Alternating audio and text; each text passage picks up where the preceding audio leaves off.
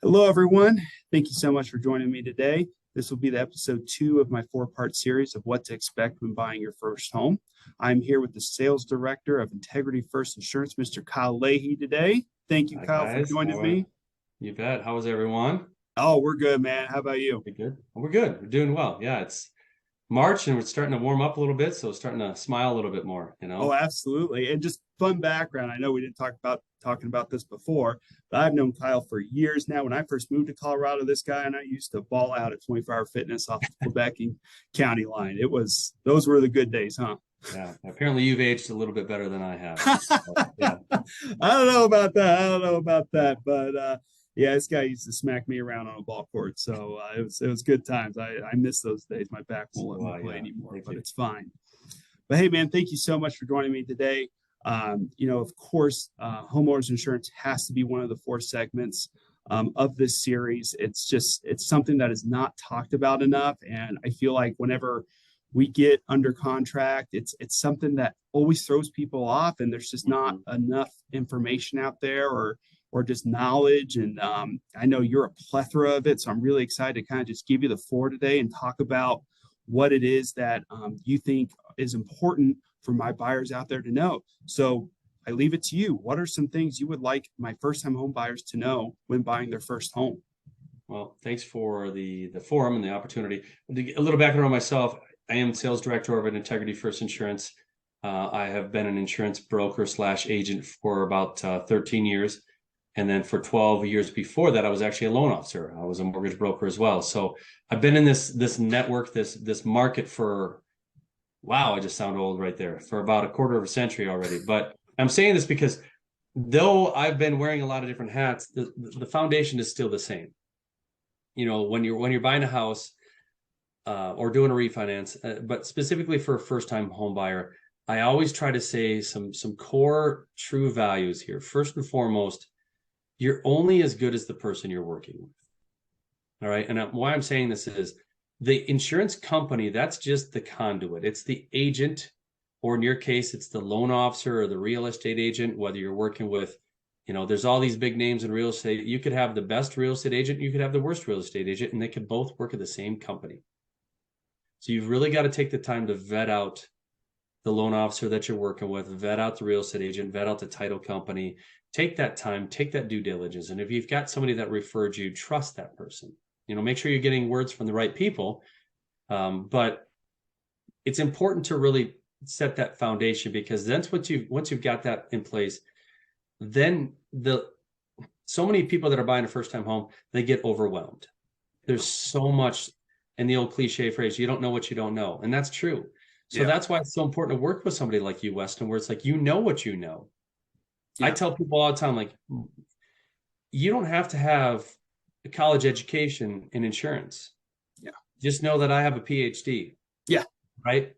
And it's my job to educate you. It's your job to ask those questions, especially for a first-time home buyer. If you don't know, ask the questions. You're not Oh, being yeah. uncomfortable. You're not being silly. Your job is to ask the questions because you don't know. That's right. And insurance doesn't work where it's like gray matter, gray area doesn't really do well. It's black and white in insurance. And if you aren't written the right way, you're not covered. Hmm. Okay. So I always say, I'm like, there's 3 main things that I want to talk about today. First and foremost, it's like when you're buying a house, or even doing a refinance in this situation too, but when you're buying a house, the homeowners insurance company, they're not insuring the purchase price. Or the market value. Yeah, they're not insuring the appraised value for it. We're Yeah. insuring the rebuild of that property. So here's an analogy I always take. I'm like, okay, take a 1,500 square foot home, and you put it in the suburbs of, we're in Denver right now, but you put it in the suburbs of Denver. That home right now is worth $550,000-$600,000. You take that exact same house and put it right next to or connected to Coors Field. Location, location, location. That now is worth 1.2 million. Yeah. Take that exact same house, 1,500 square foot, and you move that out 30 minutes east or even west potentially of the city. Now it's worth 250,000-300,000. So, Yep. but in my world, it's the same Home Depot to put the square footage, to put the construction materials, the drywall, the 2x4s. It's the same price whether I'm doing it in downtown Denver, whether I'm doing it in Highlands Ranch, or whether I'm doing it in 15, 20 minutes east in Strasburg. So for us, we're rebuilding our job is to rebuild the house. So if it only costs $350,000 to rebuild that house, that's what we're insuring it to, not the $600,000, $700,000 that you're purchasing it for, because markets go up and down quite a bit. Okay, so that's step one. Step two, just because it's cheaper doesn't mean it's better. And I'm saying that word intentionally, Weston. Cheap is exactly what it is. Yeah. If you buy a super cheap toy for your kids, it's going to break in 15 seconds. Yeah. Yeah, it was cheap. You know, the same thing when you look at buying your food. If you keep going to these stores and you always buy the cheap, or you're going to, I'll say McDonald's just because, like, hey, if you want to spend $5-6 on a meal, yeah, it's cheap. But over time, that cheapness, it's because it's a lack of quality potential. And that's the same thing when it comes to insurance. Insurance companies, they don't negotiate. There is absolutely no negotiation in insurance companies. You don't get to haggle like you do at a car dealership or something like that. Yeah. Insurance companies are strictly regulated. I have to, as an insurance provider, as an insurance company, whether it's, the big names, we'll even say a State Farm, USA, you don't get to call the insurance company and say, hey, I need this down. They don't get to sharpen their pencil. There's three things that happen here. One, you as the client, you either lower your coverages. Yeah. So you lose in that situation. You now have less protection. Raise your deductibles. You as a consumer or customer lose there as well, because now you have to self-insure or take on more of that financial risk before a claim is even paid out, or you have to pay a higher premium. Those are the only three options, right? So just because it's cheaper, that means you either got way less coverage, you have a really high deductible, that's it. Yeah. Or it isn't insured correctly. And that's a lot of times, like, they don't have the right form of insurance, or there's a lot of stuff. People only look at page 1 of the insurance declaration page. That's the likelihood of your house burning down is very minimal. The likelihood of your dishwasher failing and you having a leak and now you have hardwood floors that have to be completely replaced, that's way more likely. Your fridge faulted. Most companies don't cover that kind of stuff. It's on page 2, page 3, page 4 of your paperwork. So yes, there's no such thing as apples to apples in insurance companies, because there just isn't. Yeah. Right. So that's a big thing I really want to kind of reiterate there is you don't get a deal. Yeah. And those coverages are huge, right? And I think that's where people get lost is, they only see that number, that annual premium, and they don't pay attention to the coverages. And that's something, I stay in my lane as much as I should. When people have questions like this, I send them to you. But, I do tell people, like, hey, like, when you're looking at these two policies, look at your deductibles, look at your coverages. Like, just because this one's cheaper does not mean it's better. And when you're someone, I don't know, like myself, whose basement flooded in the last year and had to go through insurance to deal with that, that would have been a massive, massive issue. And thankfully, I had good people in my corner who made sure that my policy was in the right place, and I'm able to get my basement completely redone at an affordable price. So instead of having to what would have been about a $25,000 remodel to get everything done. And also, too, not just me, or the unfortunate tragedy, the Marshall fire. I think I've heard a lot of stories about people finding out they weren't properly covered. Right. Yeah. And a lot of those people they've been really thankful for it. They had super cheap insurance. They were paying $1,200, $1,800 a year, and they loved it until that catastrophic event happened. And that's when they realized they were $400,000 or $500,000 underinsured. And now how cheap is that policy? Yeah. And so, and can you just explain to me real quick what happens then if they are short that $400,000 or $500, $500,000? What is it that happens? The insurance company is responsible for the dwelling coverage. Okay.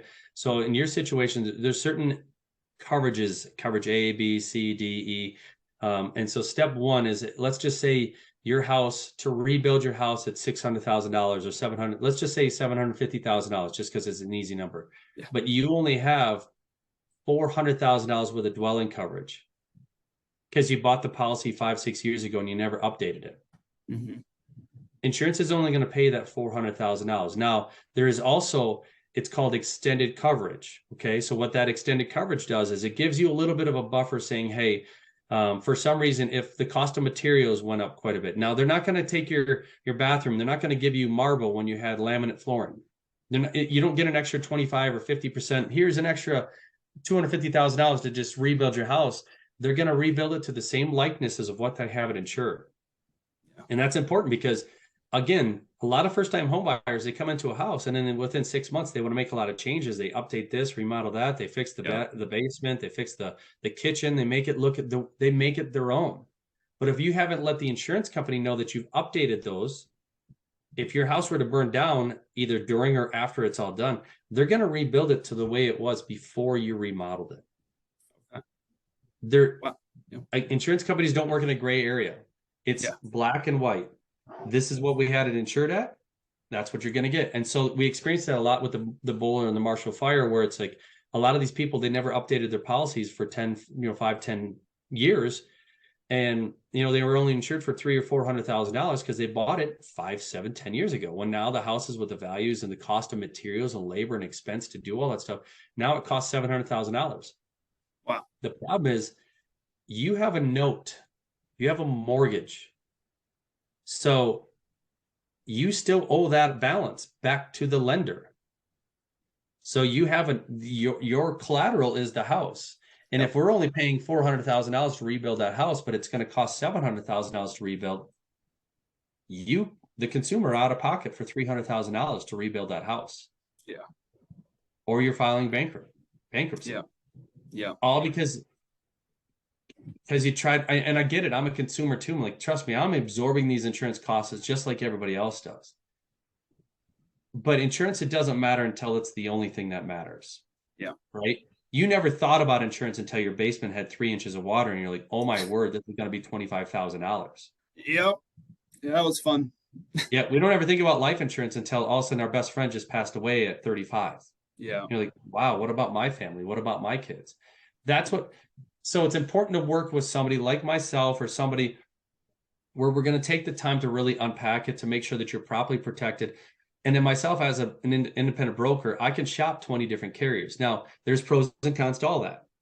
Some captive companies like a State Farm, American Family, they can only shop their companies. You don't walk into an American Family office and walk off with a State Farm policy. Yeah. You just don't. They can't. Yeah. Whereas if you come to somebody like myself, working with you, Weston, you have options to look at different portfolios, different programs, different products. Yeah. But if I walk into First Bank, I'm going to get a First Bank loan. Probably, whether it's the best thing for me or not, they're going to sell me what they have to work with. Yep. Right. So another falsity is when people like, well, my neighbor's paying $1,400. Why am I paying $2,500? That's a bunch of crap. I should be paying $14,000. Yeah. Yeah. Well, Weston, what's my interest rate? Yep. Yep. Yeah. Well, what program are we looking at? What's your credit look like? What's your debt to income ratio look like? What's your job stability look like? Like all these factors, they are what determine your interest rate. Hey, are we doing FHA? We're going to do VA. Right. Are you putting 3% down, 5% down? Are you doing CHAFA? There's all these different programs, and every one of these is specific for the client to find the best deal for them when you're buying a house. Right. And these interest rates depend on what kind of platform you're using, what kind of chassis you're going to build your loan around. A conventional interest rate is different than a jumbo, which is different than an FHA or a VA. Yep. Same thing applies to insurance. And what so many people, they fall victim to this. Well, they're only paying $1,500 and mine's at $25,000. Yeah. They have a $10,000 wind hail deductible and you have a $2,500 deductible. Yeah. So that's the stuff I'm like, if you're working with somebody like myself, I'm like, hey, if you're comfortable having a $10,000 deductible, I love that. Yeah. But I want you to know that you have it. Yep. Okay. So that's an important part of this conversation. Another thing is don't wait till the very end to get your insurance done. Yes. I know you guys have a certain requirement, like you have to have proof of insurance, insurability, if you will. Insurability. Usually, yeah. What is it? 2-3 weeks in advance prior to the. We require it whenever pretty much right after you go under contract, one of the first things I'm going to ask you, we've already collected a lot of the docs, but one of the first things I'm going to ask you for is an insurance quote, which gives you that proof of insurability, right? And that does go in with your initial package for initial underwriting. So yeah, we do require that because that can be a deal breaker if you can't get insured on that property, which I actually just had an issue with that up in the mountains recently. They could not get the property insured. They finally did, but they were having a problem with it. So it's very important to get that started. I'm sure you're going to elaborate on that, but yeah, no, yes, we require at least that quote very within a couple of days of going under contract for that reason, because it can become a problem. It's something we need to get addressed. We cannot get it clear to close. We definitely can't get to the table, and we certainly can't even get our clear to close until we have that policy in hand. It also has different derivatives that go into this, where it's like your debt to income ratio is based off of, let's just say hypothetically, you're guesstimating. You truly are. You have no idea what the roof looks like. You don't know what the claims history looks like. Yep. It's like somebody coming to me and say, hey, what's my interest rate? I'm like, I don't know what your credit looks like. I don't know what your debt to income ratio looks like. That's not what I pay attention to. So you guys are doing the best you can, guesstimating based off of the average that you're seeing in A, this location, B, people with your credit score, ... So you're making the best guesstimate, if you will, that you can. Yeah. But I just got done working with a lady right now, and she's upset that her premium, the loan officer, and again, hypothetically, the loan officer expected about $2,400 a year for homeowners insurance. So $200 a month, right? Yep. Well, the numbers are coming in right around $4,000, and the loan officer is all sorts of upset because now, think about that. You almost doubled your insurance payment, which now that's $150 more a month that could really throw a wrench in the debt to income ratio, right? Yep. Well, the reason why is because the clients that are buying the house 2 years ago had a ring stolen or lost their wedding ring, and that made that claim. Wow. And now there's that claim. It's still following them for years, and it has a $1,500 to $2,500 increase on your insurance policy. Wow. So people have to understand insurance. It's a quirky thing. Like home and auto insurance, it's very different than health insurance. Every time you use it, touch it, call the companies, they're looking for an opportunity to raise your premiums. Yeah. So that's why it's important to work with somebody, and I'm trying to shout out to myself, but somebody like business model where you're not calling State Farm directly or American Family directly or USA directly, because the minute you call them, they're going to document it as a claim. You're actually calling a consultant like myself or somebody in our industry who's like, hey, let me check it out first before we make a claim. Yep. Let's give you the best information we can say. Yeah, it's $1,300 worth of damage, and that stinks. But the reality is you can't make a claim because your deductible is $1,500, and that $1,500 or $1,300 claim could cost you $2,500 or $3,500 in rate increases over the next 4 or 5 years. Wow. So there's a lot that goes into it, which is so, to go back, why it's so important to align yourself with a trusted insurance agent, a trusted real estate agent, a trusted mortgage professional, a trusted title rep, like you said. They all have to work so well together. And if they communicate and they work well together, then your job as a home buyer, there's a lot less stress. Yeah. Would you agree with that? Oh, absolutely. Absolutely. I mean, there's just, when we talk just accountability factors and I mean,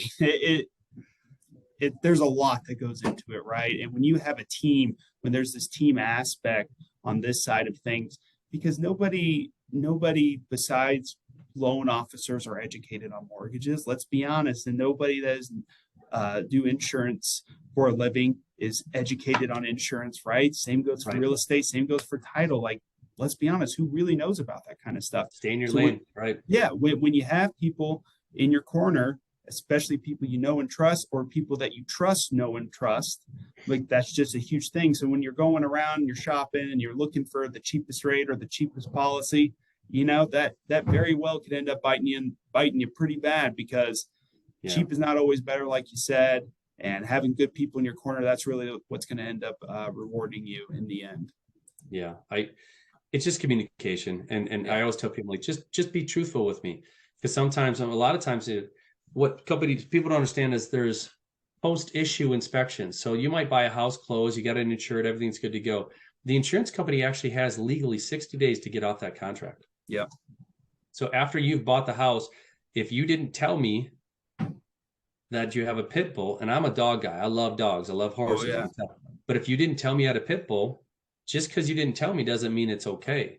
And if that insurance company goes out and they do a lot of post-issue inspections, they'll go out to your property. They may not go inside, but they're going to walk out, look around at your property and make sure it's insurable, like to the standards you said it was going to be. Yeah. If they get meted or see a dog barking and you didn't disclose that you have a dog or it's an aggressive breed dog, they'll literally just give you 30 days and they're off. They're off the policy. Wow. So, wow. And if you communicate with people like myself up front, I have 20 options. Of those, 18 may not take a pit bull or a Rottweiler or a Doberman, but I've got 2 or 3 that may. Now, yes, it might be a little more expensive, but now you're insured appropriately versus now we can make an educated decision versus, oh my word, I just got dropped by an insurance company. I have 15 minutes to figure out what I'm going to do here. Now you're reacting, right? Now you're like panicking, like, oh smokes, what am I going to do? So I think there's just such a level of respect and communication. And if you do this stuff up front, you're very rarely going to be in a tough spot. Yeah. You know, so that's great information, dude. I really appreciate your time today. It helps everybody in that situation, right? Because I don't get paid until you close, and I want to get the deal closed, and I want to get you taken care of, and I want the right real estate agent to get taken care of. But at the end of the day, I've got to do what's best for the clients. Yeah. Because I'm going to have a 10, 12, 15-year relationship with them. So I want to make sure that they're appropriately insured. Yeah. Because if the phone does ring, they've got to know that they've got peace of mind. Yeah. So that's huge, this is a good platform, brother. I appreciate you. I appreciate you, man. We're going to be doing some more of these. I can promise you that. Yes, so, yes. Yeah, man. Well, hey, thank you for your time today. I really appreciate it. And I'm sure my viewers are going to appreciate it as well. So, hey, if you need insurance out there, make sure you reach out to my guy, Kyle Leahy. He's going to take good care of you. Thank you, bud. Have a great rest of the day. All right. Thanks. You too, man.